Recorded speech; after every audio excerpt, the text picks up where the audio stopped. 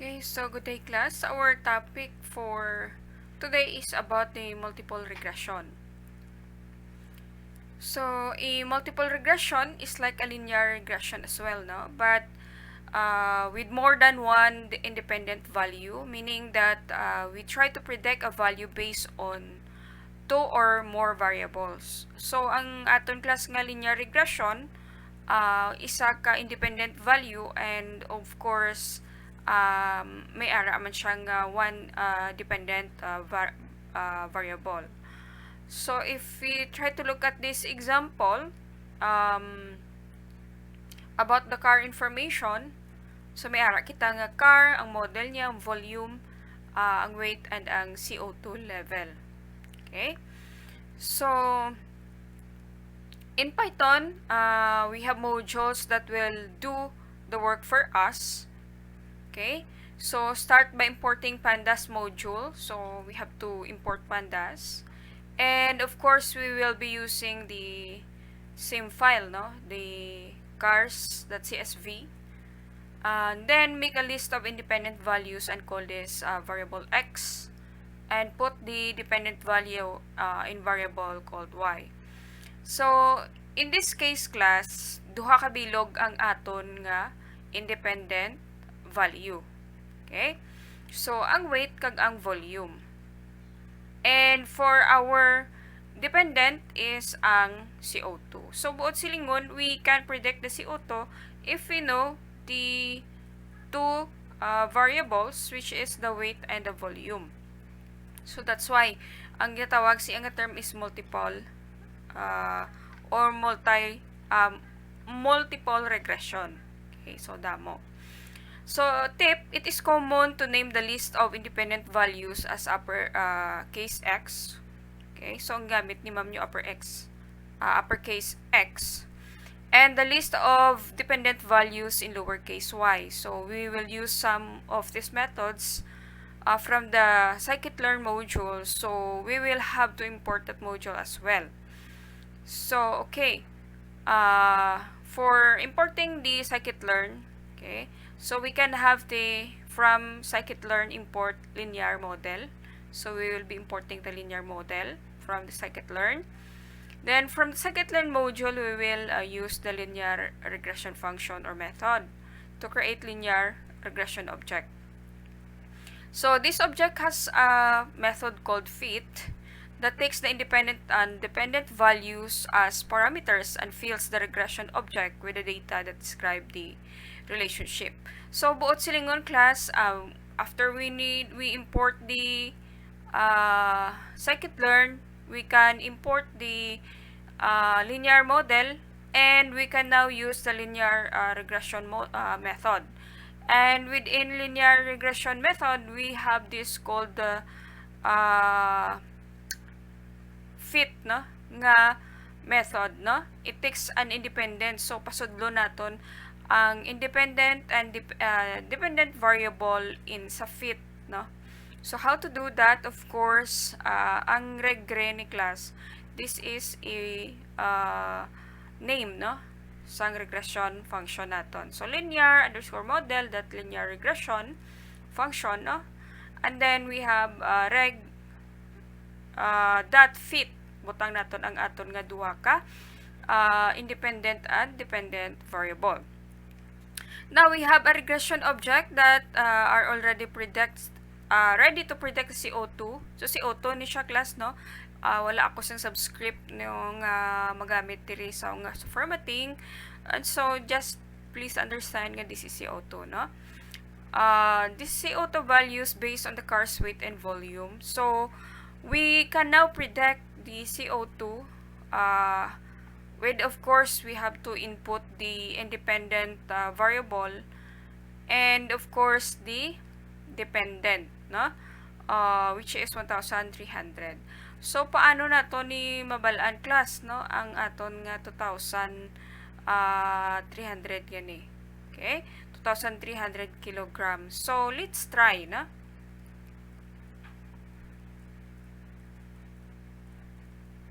Okay, first, of course, as I've said, may ara kita nga import, no, if we will be using the data frame. So we need to input pandas, and then of course pwede kita kagadiretso, no? From scikit-learn, import linear model.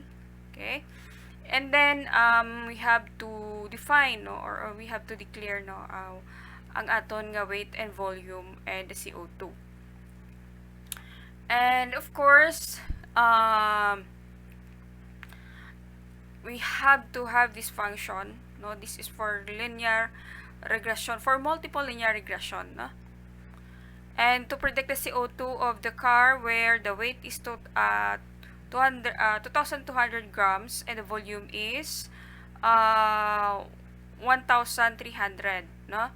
So with this, we can now predict the CO2. So we have predicted that the car 1.3 liter engine and with weight of 2,300 grams will release approximately 108 grams of CO2 for every kilometer it drives. So buot silingon, may duha kita ka value class, no, for our prediction, no. We just have to put a value here for this weight and volume. Okay, so ang aton nga makapredict na kita class based on this input. So that means to say, using multiple regression, we can have two independent variable nga makapredict siya sang isa, no? So just like CO2. Okay? So coefficient is the factor that describe the relationship with a known variable. Example, if x is variable, then 2x is x 2 times. So x is a known variable and the number 2 is the coefficient. So in this case, we can ask for the coefficient value of weight against CO2 and the volume against CO2. So the answer we get will tell us what would happen if we increase or decrease one of the independent value. So ang coefficient class, I think we have discussed this in our previous lesson, no? How to have the coefficient value, coefficient sa linear function, no? Okay, the slope, no, the coefficient, the standard deviation, the mean, the mode. So nakuha na natin siya. So ang coefficient naman class is it is the the x is if x is a variable, then 2x is x times 2 times. So x is a known variable and then 2 is the coefficient. So in this one, 2 is the coefficient. So whatever the change here in x is amo na siya karon ang basihan naton sang kung how ano kadakuon ang change sang CO2 based sa change in weight, no? Okay, and volume. Say for example, so ginsuma na naton class, no? We follow the same procedure and of course we get the coefficient, okay, regression coefficient. So as explained, no, the result array represent the coefficient value of weight and volume. Okay, so that means to say the weight is 0.007559 and the volume is 0.00780526. So this value tell us that if the weight increased by 1, the CO2 emission increased by this value. Okay, so 0.99. Yes. So if the engine size, volume, or the volume increased by 1 cubic meter, the CO2 emission increased by this value. Okay, so duwa ni siya kabilog. We can express this one na increase here, kung baga ang ang 1 kilogram nga increase in weight would emission would change by this or by increase by this number, no?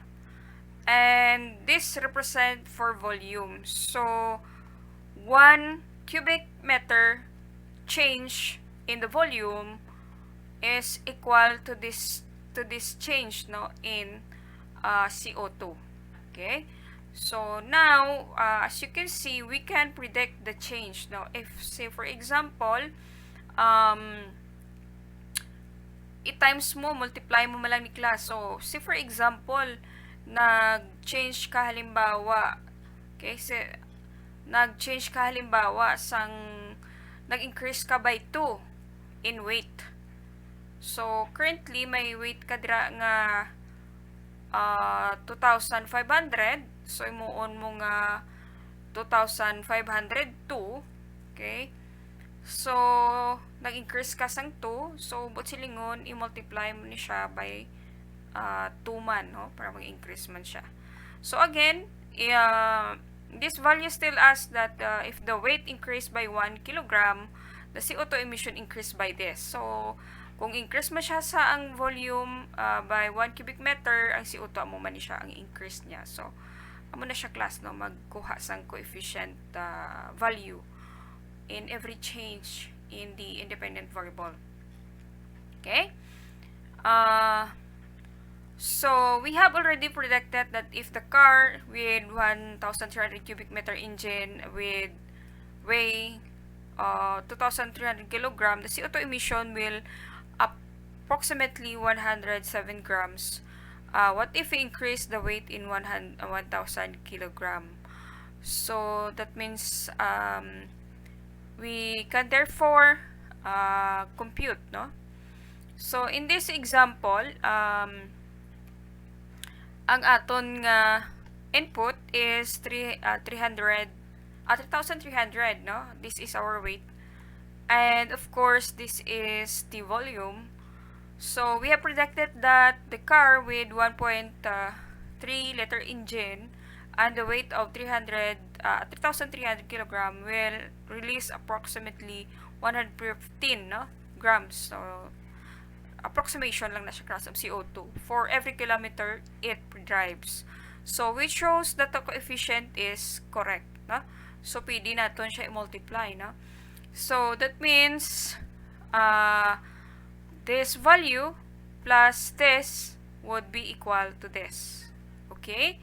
So ang ari class nag-add lang kita by 1,000 kay ang aton nga ano kay ina value here is 2,300, no? Tama? 2,300 tama?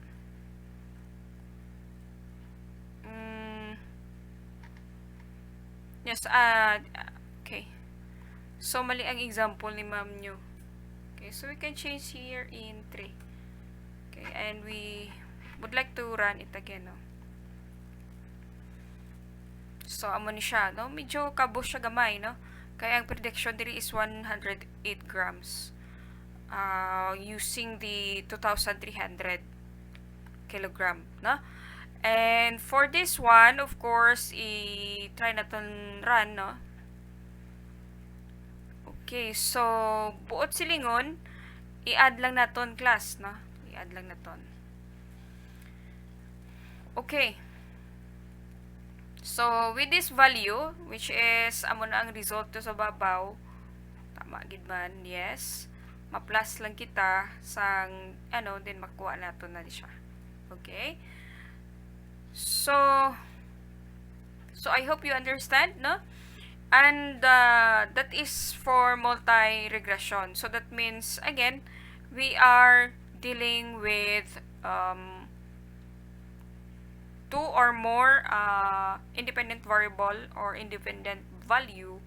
And of course, we can compute the change in the production based on the coefficient. Okay, kung pila ang change in the dependent independent variable, amo na siya ang epekto sa iya, no? We can get that one by solving the ano tawag ni regression ng coefficient, no? Okay.